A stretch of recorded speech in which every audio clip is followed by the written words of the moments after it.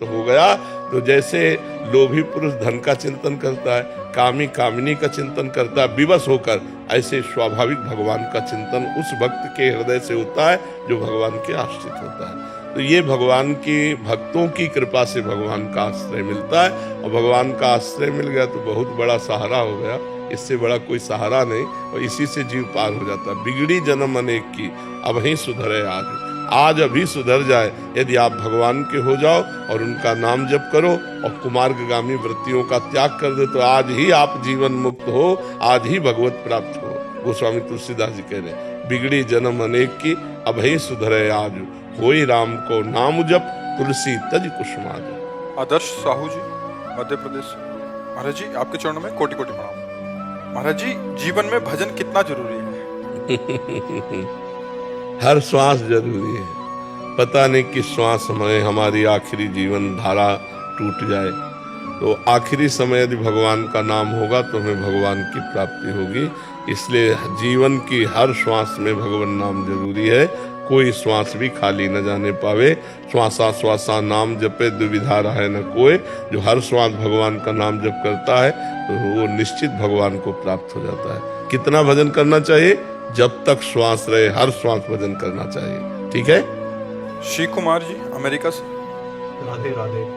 राधे राधे महाराज जी। महाराज जी, देह भाव त्यागने के लिए विधि क्या है, और जिसने त्याग दिया है देह भाव, उसका लक्षण क्या है? बाहरी लक्षण से नहीं समझ सकते। बाहरी लक्षण से बिल्कुल एक संसारी पुरुष जैसा ही उसका आचरण आपको दिखाई दे सकता है। जैसे महाराज जनक जी, राजा कैसे जानोगे कि परमहंस सुखदेव जी जैसे के गुरु हैं जनक जी, जिनकी राजा है रानियां हैं, और शिष्य बनने गए हैं सुखदेव जी, जिनके शरीर में लंगोटी भी नहीं है। तो आपको लगेगा कि सुखदेव जी जैसे देह भाव रहित हो सकते, जिनको वस्त्र का भी ज्ञान नहीं, लेकिन जो राजाधिराज बने हुए मुकुट पहने बैठे, तो वो शिष्य हुए और वो गुरु जी हुए। तो देह भाव रहित महापुरुष की पहचान किसी बाहरी लक्षण से नहीं हो सकती। जो स्थिति प्रज्ञ है वो देखकर पहचान लेगा उसकी स्थिति, नेत्रों से, वाणी से। उसकी चेष्टा हो रही है पर वो कर नहीं रहा, वो अलग ही समझ में आता है। जब तक स्वयं स्थित प्रज्ञ नहीं होगा तब तक दूसरे की स्थित प्रज्ञता का अनुभव नहीं कर सकता। क्योंकि हमारी दृष्टि पार्थिव मायाकृत है, तो हम जो कुछ देखेंगे मायाकृत देखेंगे, वो स्थिति नहीं होगी, वो बाहरी लीला होगी। कर्माण श्रुति बोधिताम नितराम कुर्वन्तु कुर्वन्तु मां, गूढ़ाश्चर्य रसासृगाद विषयान गृह्णन्तु मुंचन्तु वा, कैर्वा भाव रहस्य पारगपति श्री राधिका प्रेयसा। बोले वो शास्त्र के अनुसार कर्म करे या न करे, वो विषय भोगे या त्याग दे, वो विषयी पुरुषों का संग करे या एकांत बैठा रहे, कोई फर्क नहीं पड़ता। जो देहाध्यास रहित ब्रह्म प्राप्त महात्मा है, अब वो मान लो विषय सेवन कर रहा है, कुछ खा रहा है, पी रहा है, देख रहा है, कुछ भी कर रहा है, तो आपको लगेगा कि ये तो महात्मा ही नहीं।